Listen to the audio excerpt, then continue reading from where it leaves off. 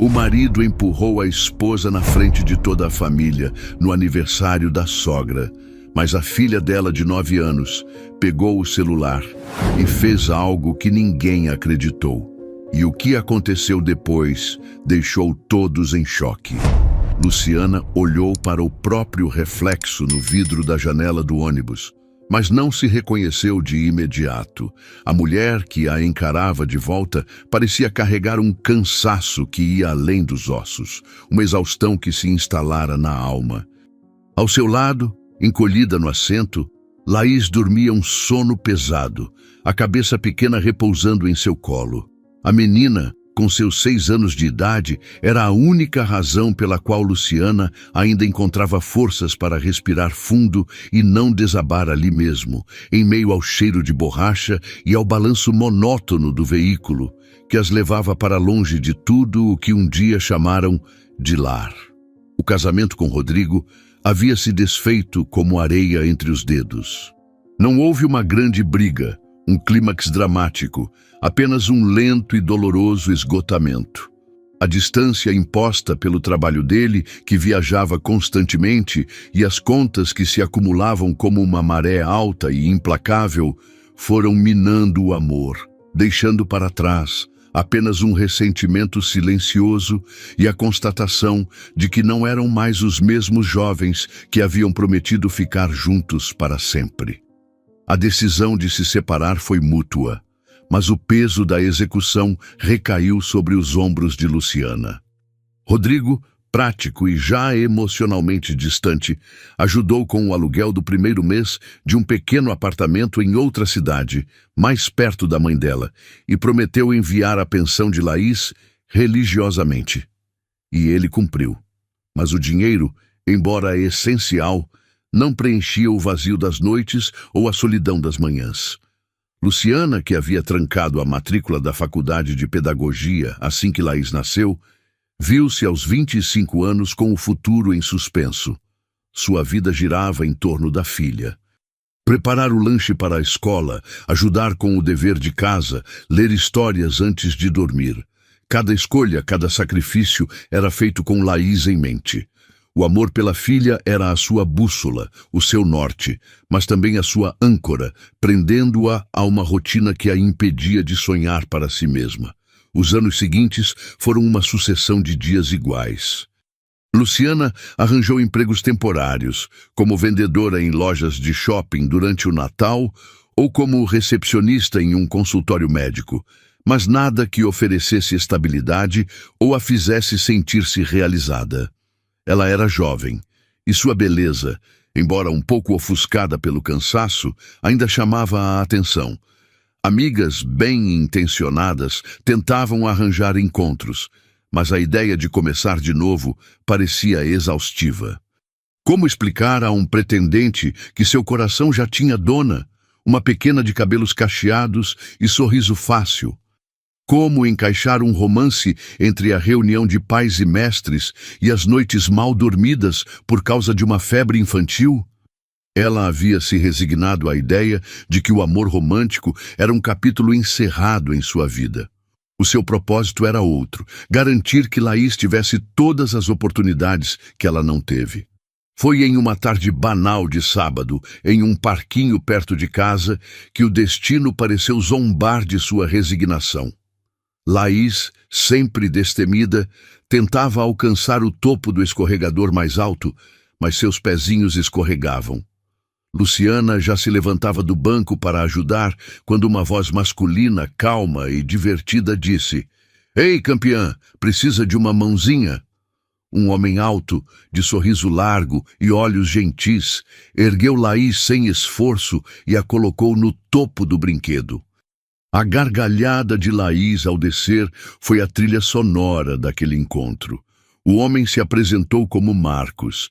Ele contou que estava ali com o sobrinho e que adorava a energia das crianças. A conversa fluiu com uma naturalidade que surpreendeu Luciana. Ele não parecia intimidado pelo fato de ela ser mãe. Pelo contrário, parecia encantado pela dinâmica entre ela e a filha. Marcos era o tipo de homem que parecia ter saído de um catálogo. Bem-sucedido, Trabalhava como gerente em uma empresa de logística, era charmoso, articulado e, o mais importante, demonstrou um interesse genuíno por Laís. Nos encontros que se seguiram, ele nunca chegou de mãos vazias para a menina. Era um livro novo, uma caixa de lápis de cor, o doce que ela mais gostava. Ele a conquistou primeiro, com uma paciência e um carinho que desarmaram completamente Luciana. Ele ouvia as longas histórias de Laís sobre a escola com atenção, ajudava-a a montar quebra-cabeças no chão da sala e até aprendeu os nomes de todas as suas bonecas. Para uma mãe que colocava a felicidade da filha acima de tudo, ver Laís florescer sob a atenção daquele homem foi como ver o sol nascer depois de uma longa noite. Inevitavelmente, o coração de Luciana seguiu o mesmo caminho. Marcos a cortejou à moda antiga. Trazia flores, abria a porta do carro, elogiava sua comida e, acima de tudo, parecia admirar sua dedicação como mãe. Ele a fazia sentir-se vista, valorizada de uma forma que ela não se sentia há anos. Com ele, Luciana voltou a rir de coisas bobas, a sentir o frio na barriga antes de um encontro, a se permitir sonhar com um futuro a dois, ou melhor, a três. Ele falava sobre comprar uma casa maior, com um quintal, sobre viajarem juntos nas férias, sobre construir uma família. Eram promessas doces, sussurradas em noites em que ele a segurava em seus braços, fazendo-a acreditar que o pesadelo da solidão havia finalmente terminado. A paixão que Luciana sentia por Marcos era avassaladora, um sentimento que a pegou de surpresa e a fez questionar como pôde viver tanto tempo sem aquilo. Os meses de namoro foram um turbilhão de emoções intensas. Marcos tinha o dom de fazer cada momento parecer especial. Um simples jantar em casa se transformava em um evento, com velas e sua música favorita tocando baixo. Um passeio no parque no domingo parecia uma cena de filme. Ele era a personificação do príncipe encantado que ela lia nos livros quando era mais nova. Lindo, com um sorriso que parecia aquecer o ambiente, era também um profissional respeitado. Um homem que todos os amigos pareciam admirar e ter como referência. Ele a incluiu em seu círculo social com orgulho, apresentando-a como a mulher incrível que havia roubado seu coração. Luciana, por sua vez, sentia-se flutuar. Não demorou para que Marcos fizesse o pedido que selaria aquele conto de fadas. "Não faz mais sentido vivermos separados, Luciana", ele disse numa noite, enquanto olhavam as estrelas da varanda do apartamento dela. "Eu quero acordar com você e com a Laís todos os dias. Quero construir uma vida de verdade com vocês. Vamos morar juntos?" Os olhos dele brilhavam com uma sinceridade que parecia inquestionável. Para Luciana, que via o quanto Laís o adorava e o quanto seu próprio coração transbordava, a resposta foi um sim, imediato e feliz. A mudança foi rápida, embalada em caixas de papelão e sonhos de um futuro brilhante. O novo apartamento era maior, mais arejado, e Marcos insistiu que Luciana o decorasse como quisesse para que se sentisse verdadeiramente em casa. Os primeiros meses de convivência foram a materialização de tudo o que ela havia sonhado. A rotina a três era leve e cheia de cumplicidade. Marcos chegava do trabalho e a primeira coisa que fazia era procurar por Laís, perguntando sobre seu dia na escola. Ele ajudava Luciana na cozinha, eles jantavam juntos todas as noites, compartilhando os acontecimentos do dia. Nos fins de semana, faziam programas em família, iam ao cinema, visitavam museus ou simplesmente ficavam em casa, jogando jogos de tabuleiro. Marcos era o parceiro perfeito, o pai presente, o homem que a fazia sentir-se a mulher mais amada e segura do mundo. A casa estava sempre cheia de risadas e Luciana se pegava, por diversas vezes, apenas observando a cena, com o coração grato, sentindo que finalmente havia encontrado seu lugar no mundo. Contudo, com o passar do tempo, como a maré que recua lentamente e revela as pedras escondidas sob a água, a perfeição começou a mostrar suas primeiras fissuras. A mudança foi sutil, quase imperceptível no início. Começou com a impaciência. Um dia, Laís, na empolgação de seus 7 anos, derrubou um pouco de suco na mesa de centro da sala. A reação de Marcos não foi a de antes. Em vez do sorriso compreensivo, seus lábios se comprimiram em uma linha fina. "Laís, mais atenção! Você já não é mais um bebê", ele disse, com uma rispidez que fez a menina se encolher. Luciana interveio, dizendo que acidentes aconteciam. Mas Marcos apenas balançou a cabeça, murmurando sobre a necessidade de mais disciplina. Logo, a impaciência com Laís se tornou mais frequente. Ele se irritava com os brinquedos espalhados pela sala, com o barulho das brincadeiras, com a demora da menina para se arrumar para a escola. O homem que antes pacientemente montava quebra-cabeças no chão, agora suspirava e revirava os olhos, dizendo que tinha coisas mais importantes a fazer.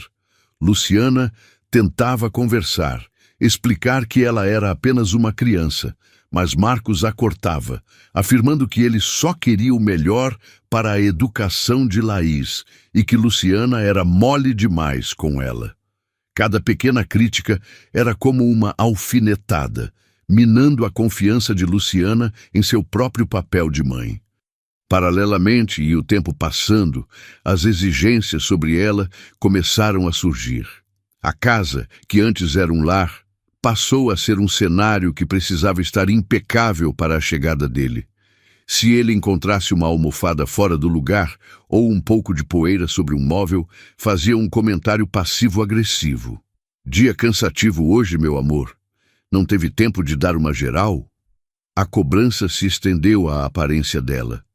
O homem que antes elogiava sua beleza natural, agora fazia sugestões. "Por que você não prende o cabelo? Fica mais elegante.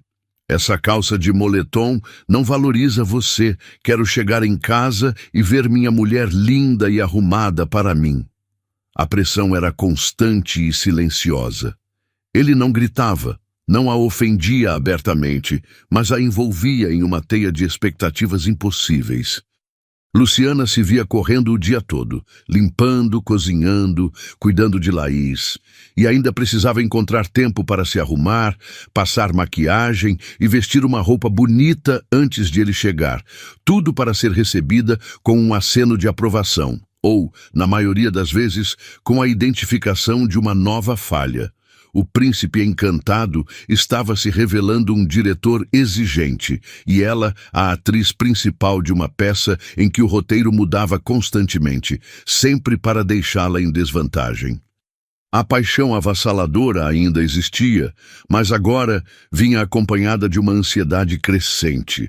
O lar que deveria ser seu refúgio estava se transformando em um palco de avaliação diária, e Luciana começava a sentir o peso esmagador de um papel que ela nunca quis, mas que agora era obrigada a desempenhar. A ansiedade que antes era uma visita esporádica havia se tornado uma moradora permanente no peito de Luciana.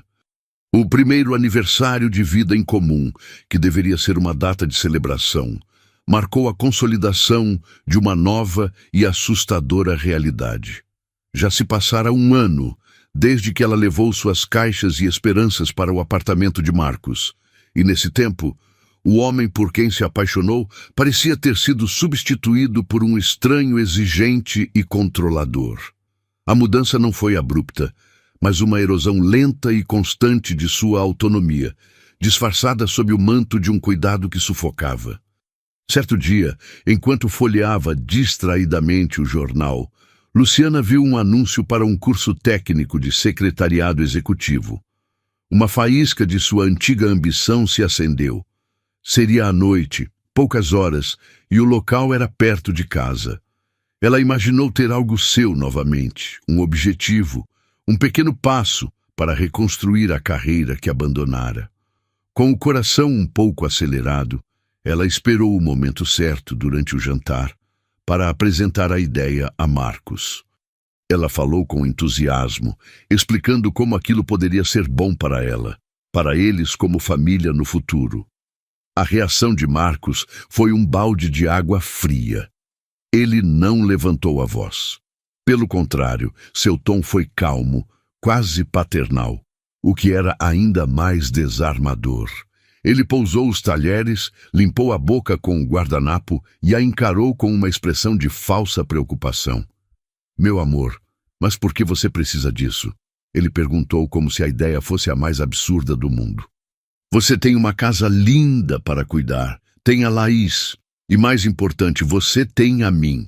Eu não ganho o suficiente para cuidar de vocês. Meu papel é prover. O seu é cuidar do nosso ninho, manter nosso lar em paz. Esse é o trabalho mais importante que existe. Ele estendeu a mão sobre a mesa e pegou a dela. Seu lugar é aqui, comigo todas as noites. Eu preciso de você aqui. Voltar a estudar, a trabalhar. Isso só traria estresse e cansaço para a sua vida. Eu quero te proteger disso. A palavra proteger soou como uma sentença. O argumento dele era tão bem construído, tão envolto em uma lógica de amor e cuidado, que Luciana sentiu-se egoísta por ter sequer cogitado a ideia. Ele a fez sentir que seu desejo por independência era uma afronta, uma prova de que ela não valorizava o que ele oferecia. A conversa terminou ali. A matrícula nunca foi feita. A faísca se apagou, deixando para trás apenas a fumaça da resignação. Ele não a proibiu com um não autoritário. Ele a manipulou com um sim, mas, convencendo-a de que a jaula era, na verdade, um santuário. Ele a queria dependente, e a forma mais eficaz de garantir isso era convencê-la de que a dependência era uma forma de amor. Com as portas para o mundo exterior se fechando, o foco de Marcos se voltou inteiramente para o universo doméstico e, mais especificamente, para ela. As críticas à sua aparência, antes sugestões esporádicas, tornaram-se uma rotina de avaliação cruel. Ele a observava enquanto ela se arrumava pela manhã, o olhar percorrendo seu corpo de forma analítica, fria. Você precisa voltar a se exercitar, Luciana. Sua pele está ficando flácida, ele dizia sem rodeios, enquanto afrouxava a própria gravata. E essas manchas no seu rosto? Já te falei para procurar um dermatologista. Uma mulher precisa se cuidar. As unhas dela se tornaram um alvo constante. Se não estivessem perfeitamente esmaltadas, ele comentava na frente de Laís: "Olha, filha, a mamãe está com a mão de quem trabalha na roça." A humilhação era sutil, mas cortava fundo, especialmente porque a menina, agora com 8 anos, franzia a testa, sem entender a maldade por trás da brincadeira do padrasto. Luciana passou a ter vergonha de suas próprias mãos, escondendo-as nos bolsos sempre que podia. O ápice dessa obsessão estética acontecia à noite. Marcos instituiu uma espécie de ritual. Ele esperava que ela estivesse sempre impecável para ele, não apenas na aparência, mas na intimidade. "Quero que você use aquelas lingeries que eu comprei", ele exigia. "Não gosto quando você usa esses pijamas de algodão, parece uma velha." Para garantir que suas ordens fossem cumpridas, ele lhe dava dinheiro, uma quantia semanal específica para seus cuidados. "Tome, isso é para você ir ao salão, comprar seus cremes e suas coisinhas. Não quero desculpas, quero você macia, cuidada e cheirosa." O dinheiro, que deveria ser um gesto de generosidade, era na verdade uma ferramenta de controle. Não era um presente, era um salário para que ela desempenhasse o papel de esposa troféu. Ao aceitá-lo, Luciana sentia que perdia o direito de reclamar. Como poderia argumentar se ele estava investindo nela? Ela se tornou prisioneira de um ciclo humilhante. Usava o dinheiro dele para se moldar aos padrões dele, em uma tentativa desesperada de arrancar um elogio, um vislumbre do homem por quem havia se apaixonado. Mas os elogios eram raros e efêmeros. A aprovação era uma linha de chegada que se movia constantemente, deixando-a sempre exausta e um passo atrás. O controle antes disfarçado agora era a própria estrutura do relacionamento. E Luciana começava a entender que o preço daquela vida supostamente confortável era a sua própria identidade. E a sua identidade, já fragilizada pela constante desaprovação, começou a ser corroída por um novo ácido, o ciúme doentio de Marcos. A lógica dele era perversa e contraditória. Ele exigia que ela estivesse sempre impecável, uma mulher deslumbrante que todos notariam, mas a punia exatamente por isso. Se saíam para jantar e o garçom era gentil demais, Marcos passava o resto da noite em silêncio. Um silêncio pesado, carregado de acusações não ditas. No carro, na volta para casa, o interrogatório começava. Você gostou do jeito que ele te olhou, não é? Estava se oferecendo para ele? As negações de Luciana eram inúteis, apenas combustível para a fogueira da desconfiança dele. O ciúme não precisava de um motivo real. Ele o fabricava a partir do nada. Um telefonema de sua mãe se tornava suspeito. Por que ela te liga tanto? Está falando mal de mim para ela? Uma ida ao supermercado que demorava 10 minutos a mais do que o previsto era motivo para uma investigação. Onde você estava? Encontrou com quem? Ele passou a controlar suas redes sociais, exigindo a senha e vasculhando suas mensagens antigas, procurando por qualquer vestígio de uma traição que só existia em sua mente. Luciana sentia-se vivendo em um aquário, cada movimento seu observado, analisado e invariavelmente julgado como culpado. Essas crises de ciúme eram o estopim para as discussões que se tornaram a trilha sonora sombria da casa. E era nesses momentos que a máscara de Marcos caía por completo, revelando uma face de fúria que a aterrorizava. Ele não a esbofeteava, não deixava o tipo de marca que a faria procurar uma delegacia. A violência dele era mais insidiosa, calculada para machucar e intimidar, sem deixar provas óbvias. A agressão começava com a voz. O tom calmo e manipulador dava lugar a gritos que faziam as paredes tremerem. Ele se agigantava na frente dela, o rosto vermelho, as veias do pescoço saltadas, despejando um dilúvio de acusações e xingamentos que a diminuíam, a desintegravam. Quando as palavras não eram suficientes para extravasar sua raiva, ele recorria à violência física velada. Se ela tentava se afastar da discussão, indo para o quarto, ele a seguia, bloqueando a passagem com o corpo e a empurrando de volta para a sala. O empurrão era forte o suficiente para desequilibrá-la, para fazê-la tropeçar, mas sempre com a desculpa pronta. Não me vire as costas quando estou falando com você. Em meio aos gritos, ele gesticulava de forma agressiva, e seus dedos, como garras, encontravam o braço dela, aplicando um beliscão doloroso e profundo. Doía por dias, mas deixava apenas uma mancha roxa discreta, fácil de esconder sob a manga de uma blusa. É para você aprender a me respeitar, ele sibilava, o rosto a centímetros do dela. A casa, antes um refúgio, tornou-se um campo minado. O som de um objeto caindo no chão, o barulho de um prato quebrando acidentalmente perto dela, o soco surdo e violento na porta do quarto que deixava a marca de seus nós dos dedos na madeira. Cada explosão era uma demonstração de poder, um lembrete de sua força física e de quão frágil era a segurança dela. O ato mais aterrorizante era quando, no auge da fúria, ele batia com o punho fechado na mesa de jantar com uma força descomunal. O estrondo ecoava pela casa, fazendo a louça vibrar e o coração de Luciana parar por um segundo. Era uma ameaça explícita. Aquele soco poderia ter sido nela. E havia sempre uma testemunha silenciosa para esse horror. Laís, com seus 8 anos, não era mais a menininha alheia que brincava no tapete. Ela via tudo.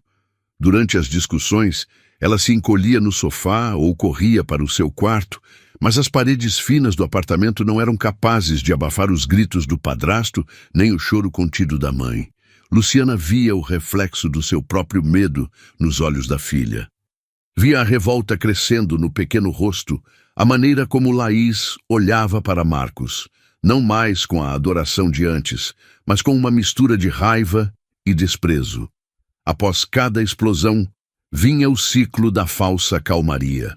Marcos se arrependia, pedia desculpas, dizia que a amava demais e que o medo de perdê-la o fazia perder o controle. Ele trazia flores, prometia mudar. E Luciana, exausta e desesperada para acreditar, o perdoava. Ela se agarrava à esperança de que o homem bom que conhecera ainda estivesse ali, soterrado sob aquela raiva. Mas o medo não ia embora. Ele se instalava em seu corpo, fazendo-a andar na ponta dos pés, medir cada palavra, antecipar cada gatilho. Ela vivia em um estado de alerta constante, e a pergunta que a assombrava todas as noites não era se Marcos iria explodir de novo, mas quando. E no silêncio de seu quarto, Laís também esperava, o medo infantil dando lugar a uma determinação sombria que ninguém ainda podia compreender, uma clareza assustadora sobre a injustiça que testemunhava diariamente. Ela via a mãe se apagar, o sorriso se tornar raro, o olhar sempre assustado. E a revolta infantil, antes impotente, começou a buscar uma ferramenta. A ideia surgiu de forma quase acidental. Laís estava no sofá, assistindo a um desenho no celular que ganhara de presente de aniversário de seu pai biológico, Rodrigo. Na sala, uma nova discussão começou por um motivo banal.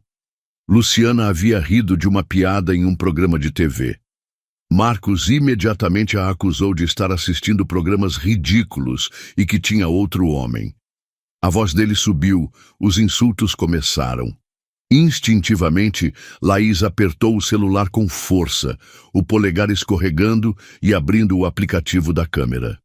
Por um segundo, a imagem trêmula da sala apareceu na tela, com o áudio da briga sendo captado com uma clareza chocante. Uma ideia, perigosa e poderosa, se formou em sua mente pequena, mas determinada. A partir daquele dia, Laís se tornou uma espiã em sua própria casa. O celular virou sua arma secreta. Ela desenvolveu uma técnica. Quando sentia a tensão aumentar, o prenúncio de uma tempestade no olhar de Marcos, ela pegava o aparelho e se sentava em um canto, fingindo estar completamente absorta em um jogo ou vídeo.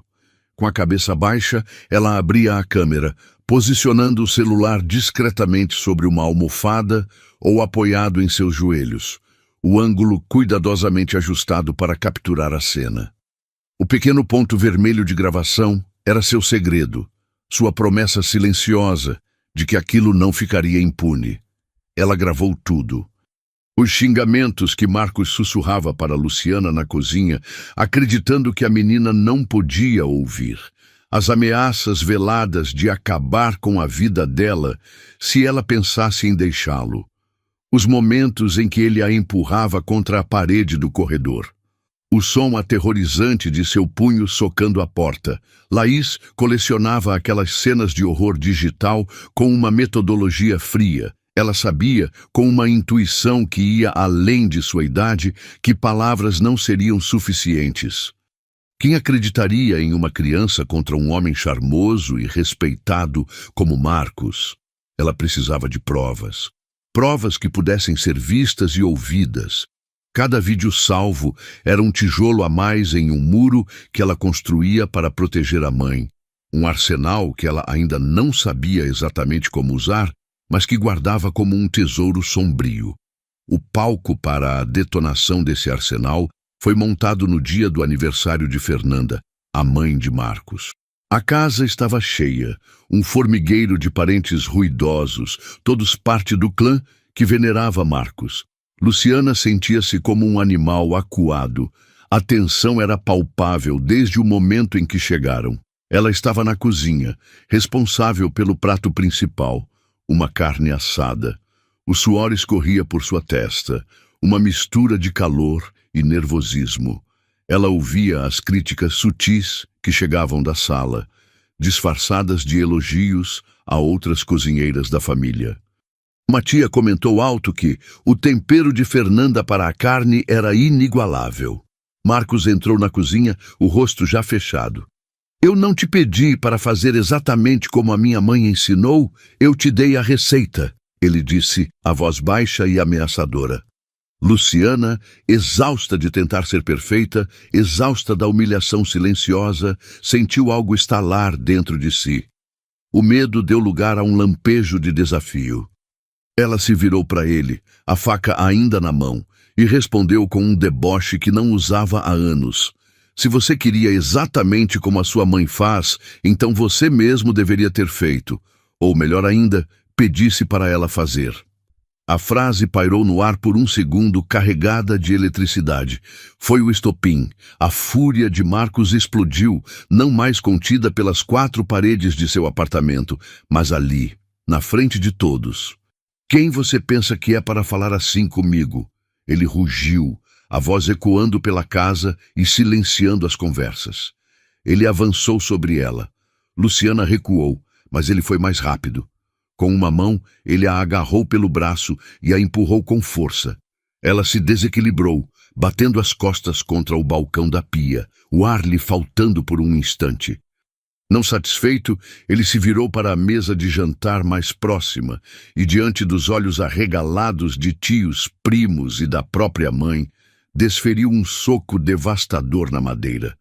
O som foi como um tiro. Pratos e copos tremeram. O silêncio que se seguiu foi absoluto, quebrado apenas pela respiração ofegante dele. Ninguém viu, mas no canto da sala, sentada no chão, perto da estante, Laís estava com o celular. Ela fingia jogar, mas o aparelho estava estrategicamente apoiado em um livro, a lente da câmera perfeitamente enquadrada na cena da cozinha. Ela não tremeu, não chorou, apenas gravou. Cada palavra, o empurrão, o soco na mesa, tudo foi capturado. A humilhação pública de sua mãe, a violência explícita de seu padrasto. Aquele não era apenas mais um vídeo para sua coleção. Aquele era o clímax, a prova irrefutável.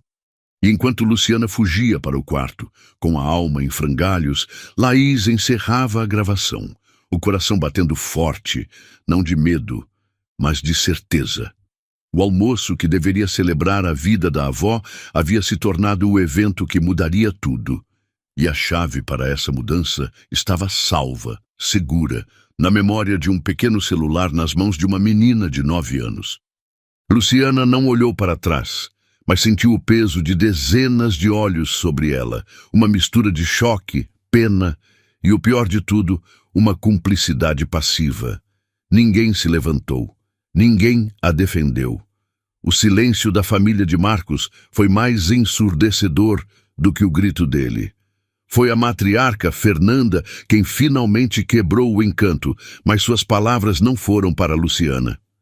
Marcos, meu filho, se acalme, ela disse com a voz trêmula, mas firme. Não precisa disso tudo. Venha, vamos comer. Um tio pigarreou e concordou. Isso, Marcos, cabeça quente não resolve nada. E como se uma chave tivesse sido virada, o murmúrio das conversas recomeçou, hesitante a princípio, depois mais firme. A cena de violência explícita que acabaram de testemunhar foi varrida para debaixo do tapete da conveniência familiar em menos de 1 minuto. Eles sabiam como Marcos era. Conheciam seu temperamento explosivo, suas reações desproporcionais. E por saberem, escolheram o caminho mais fácil, o da não intervenção. Comprar uma briga com Marcos significava se tornar o próximo alvo de sua fúria, e ninguém ali estava disposto a pagar esse preço, especialmente não por uma estranha como Luciana. A lealdade do sangue falou mais alto que a decência. Luciana ouviu o som da normalidade sendo retomada enquanto subia as escadas para o quarto, e cada risada, cada comentário sobre a comida era uma facada em suas costas. Ela se trancou no quarto, o corpo tremendo incontrolavelmente. A humilhação era uma bile amarga em sua garganta. Não era apenas a agressão de Marcos, mas a conivência de todos os outros. A solidão que sentiu naquele momento foi a mais profunda e avassaladora de sua vida. Ela estava completamente sozinha, mas a fúria de Marcos não havia se esgotado. Ele não podia suportar o desafio público, a audácia dela de se retirar. Luciana ouviu os passos pesados dele subindo a escada e seu coração gelou. A porta do quarto tremeu com a força da batida. Luciana, abra essa porta agora. Você não vai me fazer essa desfeita. Você não pode sair da comemoração. A voz dele era um rosnado do outro lado da madeira. Como ela não respondeu, ele começou a socar a parede ao lado da porta, um baque surdo e repetitivo. Eu mandei você voltar. Você é minha mulher, você me obedece. O que Marcos não sabia era que ele não estava sozinho no corredor. Laís, que havia permanecido imóvel em seu canto, viu a mãe fugir e o padrasto ir atrás. O medo que ela conseguira manter sob controle finalmente a atingiu. Lágrimas quentes começaram a escorrer por seu rosto, mas a determinação não a abandonou. Com o celular ainda em mãos, ela se levantou e seguiu os dois, mantendo uma distância segura. Escondida na curva do corredor, onde a sombra a protegia, ela viu Marcos esmurrando a parede e gritando suas ameaças. O choro dela era silencioso, os soluços presos na garganta, mas seus dedos estavam firmes. Ela ergueu o celular mais uma vez. Ela filmou cada segundo daquela nova explosão. A câmera capturou a porta fechada, a parede que começava a ter as marcas dos nós dos dedos dele e, o mais importante, o áudio cristalino de cada ameaça, de cada palavra que a desumanizava, que a tratava como uma propriedade. Ela ouvia os soluços da mãe do outro lado da porta, um som baixo e desesperado que se misturava aos gritos dele. E ela gravou. Continuou gravando, mesmo quando suas mãos tremiam e seu corpo inteiro queria correr e se esconder. Ela sabia que aquele momento era crucial. A violência pública na cozinha era a introdução. A perseguição e as ameaças no corredor eram o corpo do crime. Eram a prova de que o abuso não era um momento de cabeça quente, mas um padrão de perseguição e controle. Enquanto a família de Marcos continuava seu almoço festivo no andar de baixo, alheia ou indiferente ao drama que se desenrolava acima, Laís estava documentando a verdade. A verdade que todos eles escolheram ignorar. As lágrimas que escorriam por seu rosto não eram apenas de medo pela mãe, mas de uma profunda e amarga decepção com aqueles adultos que deveriam protegê-las. Naquele corredor escuro, iluminado apenas pela tela do celular, Laís entendeu que a salvação não viria de mais ninguém. Teria que vir dela. E com o dedo trêmulo, ela parou a gravação, adicionando a peça final e mais contundente ao seu dossiê secreto. O plano, que antes era apenas um instinto de sobrevivência, agora tinha um propósito claro e urgente. O som do último soco na parede ainda vibrava no ar quando Marcos, ofegante, virou a cabeça e congelou. Na penumbra do corredor, ele viu a pequena silhueta de Laís. Ela não estava escondida, mas parada, o rosto banhado em lágrimas silenciosas, os olhos grandes e escuros fixos nele, com uma expressão que ele não conseguiu decifrar. Por um instante de pânico, ele se perguntou há quanto tempo ela estava ali. O que ela tinha visto? Ele olhou para as mãos dela, mas não viu nada suspeito. O celular já havia sido habilmente guardado no bolso da roupa que usava. A transformação foi instantânea e assustadora. A fúria que contorcia seu rosto se dissolveu como fumaça, dando lugar a uma máscara de preocupação e ternura. A mudança no tom de voz foi tão abrupta que pareceu pertencer a outra pessoa. Laís, meu amor, o que faz aqui? Ele disse, a voz agora suave e aveludada. Ele se aproximou dela, agachando-se para ficar na altura de seus olhos. Não chore, princesa. O papai só ficou um pouco nervoso. É que eu amo tanto vocês, tanto você quanto a sua mãe, que às vezes meu coração fica grande demais e eu não sei o que fazer com tanto amor. Ele a puxou para um abraço, um gesto calculado para ser visto e ouvido. Do outro lado da porta, Luciana ouviu a voz de Marcos, agora calma e afetuosa, falando com sua filha. Um calafrio percorreu sua espinha. Era a arma mais cruel de seu arsenal. Usar Laís para manipulá-la. Luciana, meu bem, por favor, abra a porta, ele pediu, a voz carregada de uma falsa gentileza. A Laís está aqui, muito preocupada com você. Ela precisa ver que a mamãe está bem. Faça isso por ela. A menção à filha foi a chave que destrancou a porta e o coração de Luciana. O instinto materno sobrepujou o medo.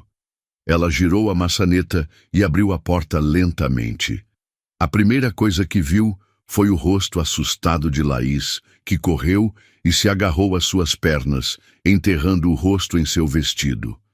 Luciana a abraçou com força, beijando o topo de sua cabeça. Marcos se levantou, completando a cena. Ele envolveu as duas em um abraço apertado, criando um retrato perverso de uma família unida. É assim que eu gosto de ver, ele sussurrou, a boca perto do ouvido de Luciana. Nós três, juntos. Eu amo vocês mais que tudo nesse mundo. Nós vamos ser uma família feliz, eu prometo.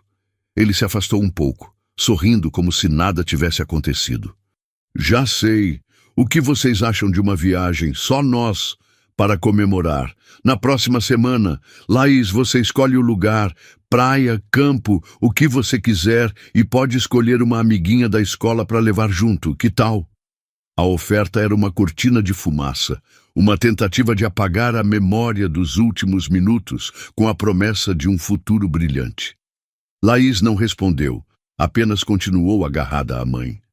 Marcus, satisfeito com sua performance, deu um beijo na testa de cada uma e disse que voltaria para a festa, para acalmar os ânimos. Assim que os passos dele se distanciaram escada abaixo, Luciana fechou a porta e se ajoelhou na frente da filha. Ela segurou o rosto pequeno de Laís entre as mãos.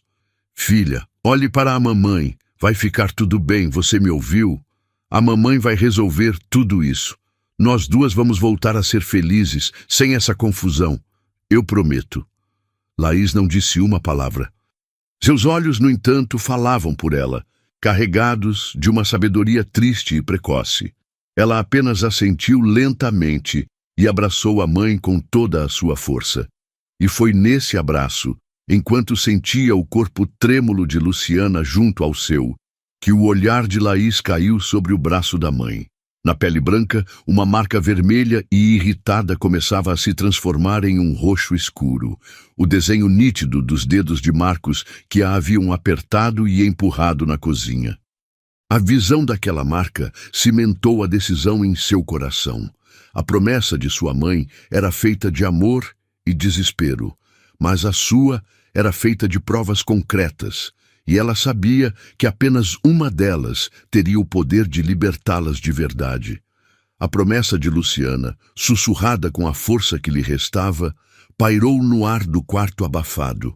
Ela embalou Laís em seus braços até que os tremores da menina diminuíssem, mas era o próprio corpo de Luciana que parecia prestes a desmoronar. A adrenalina que a sustentara durante o confronto deu lugar a uma exaustão avassaladora. Um peso que não era apenas físico, mas que vinha da alma. Ela deitou na cama, ainda com a roupa da festa, e o sono a arrastou para a inconsciência como uma maré forte, um refúgio temporário da realidade insuportável. Laís permaneceu sentada ao lado da mãe por alguns minutos, observando sua respiração profunda e o rosto marcado pela tensão, mesmo adormecido. O barulho abafado da festa no andar de baixo parecia vir de outro mundo. Ali, naquele quarto silencioso, o tempo parecia ter parado. Mas para Laís, o relógio corria. A visão do braço machucado de sua mãe e a lembrança da voz falsamente doce de Marcos no corredor foram o catalisador final. A hora de agir era agora. Com um cuidado que desmentia sua idade, ela escorregou para fora da cama, Pegou seu celular do bolso, as mãos pequenas, um pouco trêmulas, mas os dedos firmes. Sentou-se no chão, encostada na porta como uma pequena sentinela, e iniciou o protocolo que ensaiara tantas vezes em sua mente. Abriu a galeria de fotos, mas não a principal. Navegou até a pasta segura, protegida por uma senha que era a data de aniversário de sua mãe, e ali estava seu arsenal. Dezenas de arquivos de vídeo e áudio, cada um com um nome genérico, mas cujo conteúdo ela conhecia de cor. Seu coração começou a acelerar, batendo forte contra as costelas. Este era o ponto sem retorno. Ela abriu o aplicativo de mensagens e encontrou o contato pai, Rodrigo. Ela já havia tentado falar com ele antes, em suas conversas de fim de semana por telefone. Com a voz hesitante de uma criança tentando explicar o inexplicável, ela disse que Marcos era mau, que ele gritava com a mamãe e a fazia chorar.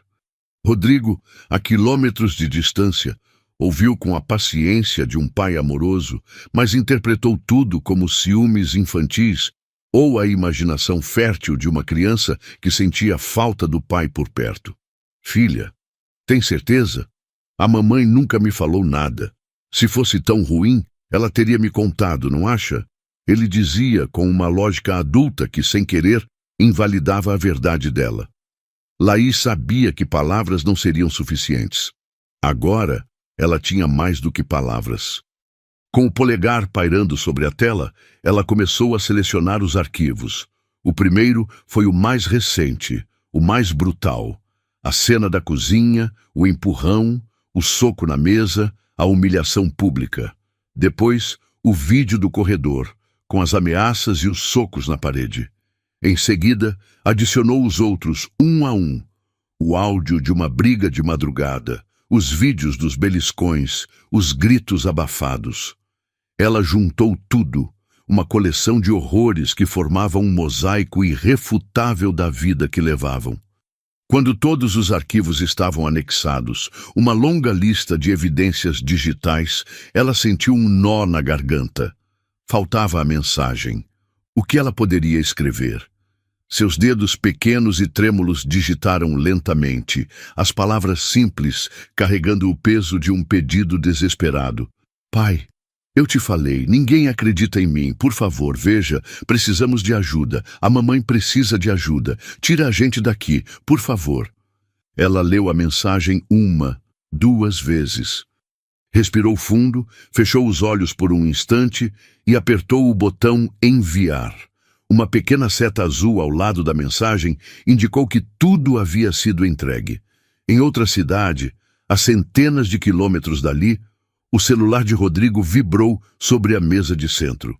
Ele estava assistindo a um filme, tentando relaxar após uma semana de trabalho. Viu o nome de Laís e sorriu, pensando ser uma mensagem de boa noite. Abriu o aplicativo e seu sorriso desapareceu. Primeiro, leu a mensagem, o pedido urgente de ajuda que o deixou confuso, e então os arquivos começaram a baixar. Ele clicou no primeiro vídeo. A imagem tremida de uma festa de família apareceu, e então a voz de Marcos, seguida pela de Luciana.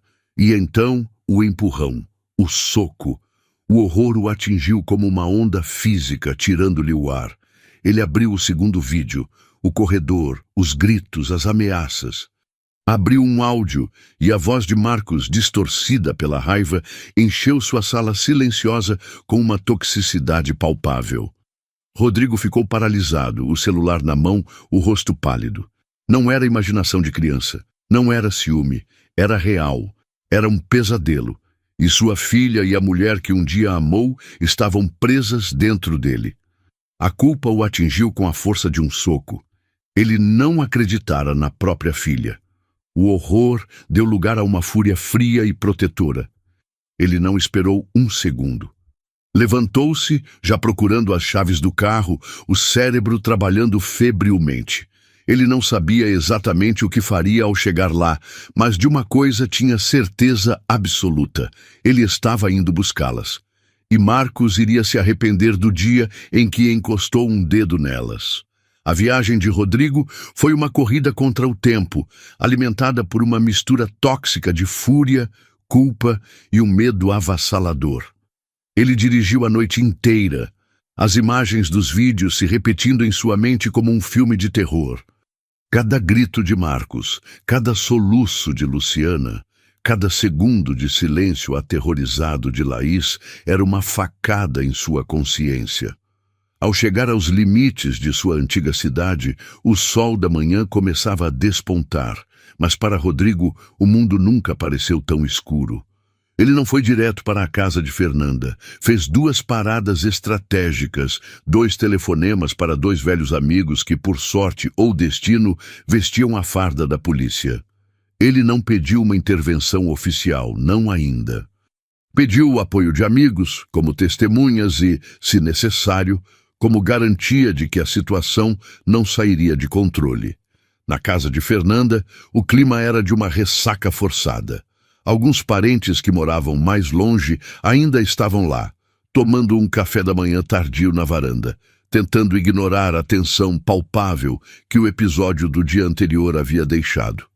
Marcos estava no centro de tudo, agindo com uma normalidade exagerada, como um rei que reafirmava seu domínio após uma pequena insurreição. Ele contava uma história qualquer, rindo alto, e a família ria com ele, um coro obediente. Luciana estava sentada a um canto, silenciosa, o olhar perdido no jardim. Laís estava ao seu lado, quieta, segurando a mão da mãe. A campainha tocou, um som agudo que cortou a falsa harmonia. Quando Fernanda abriu a porta, seu sorriso de boas-vindas congelou. Rodrigo estava parado no umbral, o rosto uma máscara de fúria contida. Ao seu lado, ligeiramente atrás, estavam 2 homens altos, cuja postura e olhar não deixavam dúvidas sobre sua profissão, mesmo que estivessem à paisana. "Rodrigo, o que faz aqui?" gaguejou Fernanda.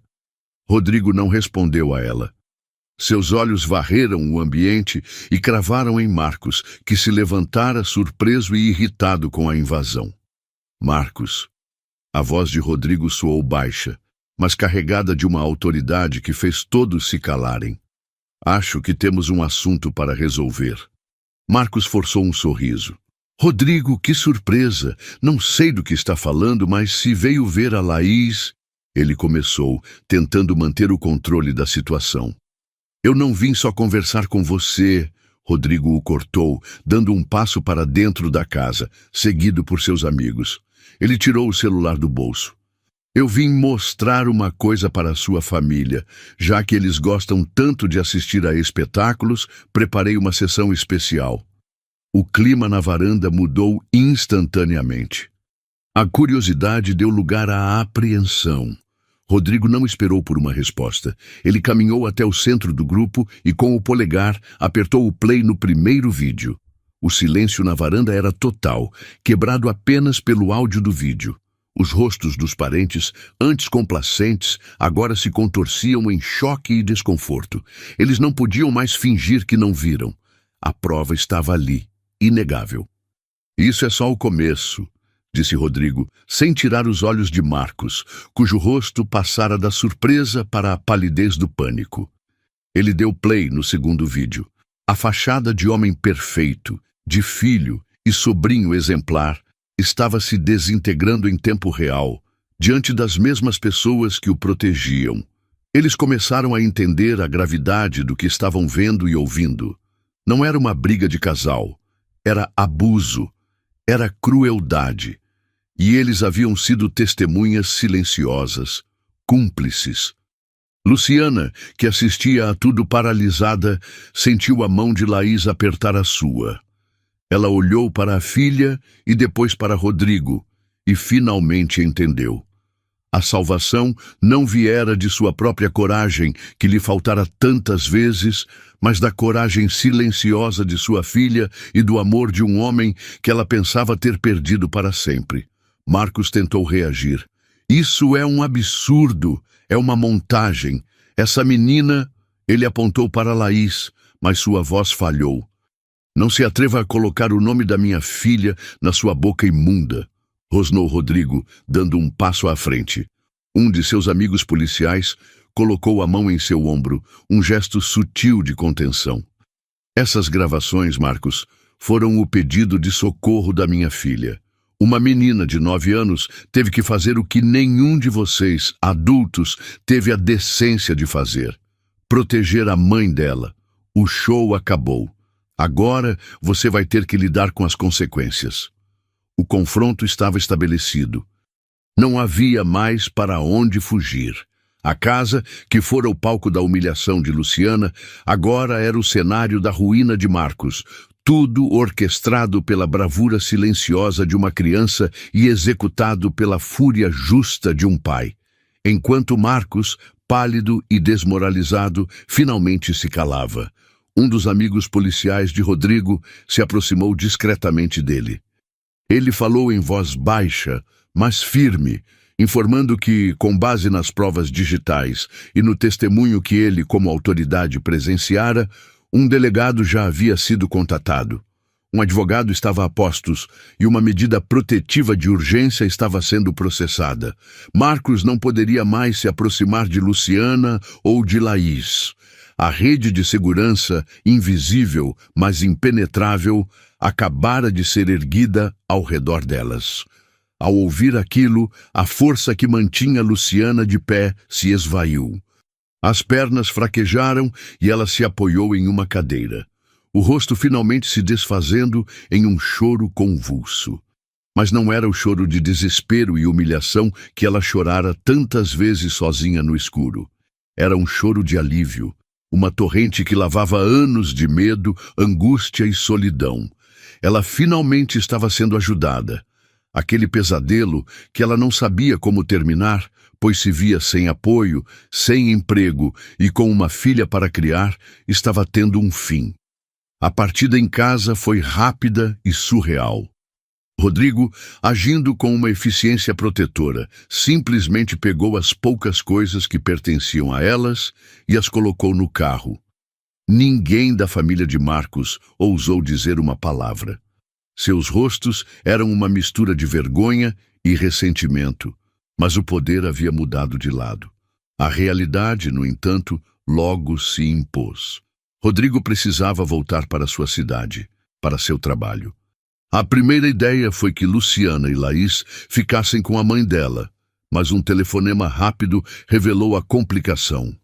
Com 2 irmãos recém-separados morando temporariamente com ela, a casa estava superlotada.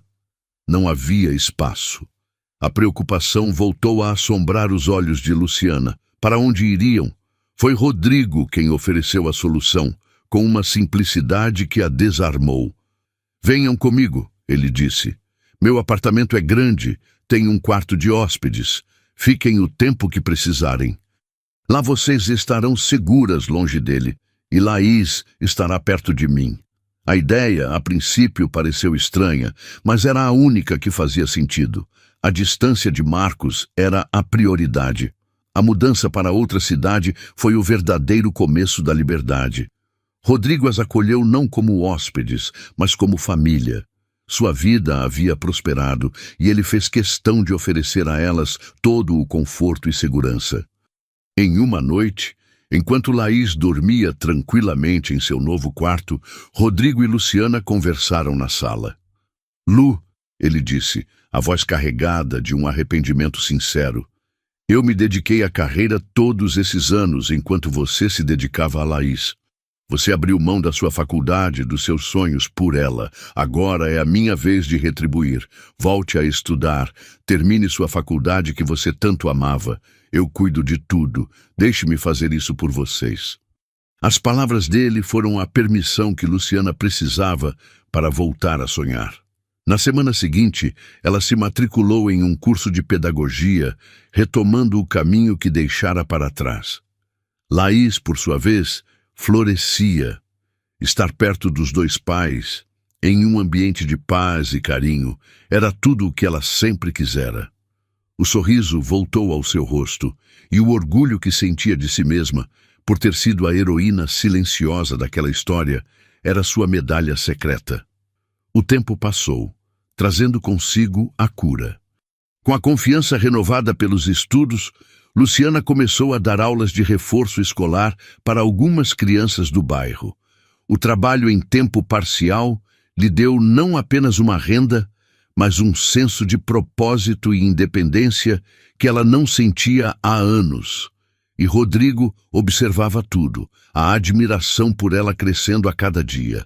Ele via a mulher forte, inteligente e dedicada, que sempre existira sob as camadas de medo impostas por Marcos. E percebeu que o amor que sentia por ela nunca morreu de verdade. Estava apenas adormecido, esperando o momento certo para despertar. Ele não tinha mais pressa. Estava disposto a reconquistá-la, dia após dia, com respeito, paciência e um amor maduro. Alguns meses depois, a casa não era mais apenas de Rodrigo, era um lar. Em uma noite de sábado, a cena era de uma felicidade serena e completa. O cheiro de pizza caseira pairava no ar. Na sala, Rodrigo e Laís estavam no chão, montando um quebra-cabeça complicado, discutindo em tom de brincadeira sobre qual peça se encaixava onde. Luciana os observava do sofá, um livro de pedagogia esquecido em seu colo, um sorriso genuíno iluminando seu rosto. Ela não era mais uma espectadora de sua própria vida. Rodrigo ergueu o olhar e seus olhos encontraram os dela. Naquele olhar não havia palavras, apenas a certeza de um reencontro. Ele se levantou, caminhou até ela e sentou-se ao seu lado, passando o braço por seus ombros e puxando-a para perto. Laís olhou para os dois, sorriu e encaixou a última peça do quebra-cabeça. A imagem estava completa. Ali, naquele abraço, naquele lar refeito, os três encontraram a peça que faltava em suas próprias vidas. Juntos, finalmente em paz, eles eram a imagem da felicidade que tanto haviam buscado. Se você se emocionou com a coragem de Laís e a virada na vida de Luciana, não guarde essa história só para você. Deixe seu comentário aqui embaixo dizendo o que você achou dessa história. Se já passou ou conhece alguém que passou por algo parecido, e compartilhe este vídeo com seus amigos e familiares para que mais pessoas assistam essa incrível jornada de superação.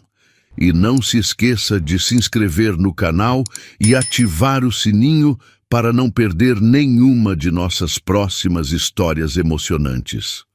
A sua participação é muito importante para nós. Abraço e muito obrigado.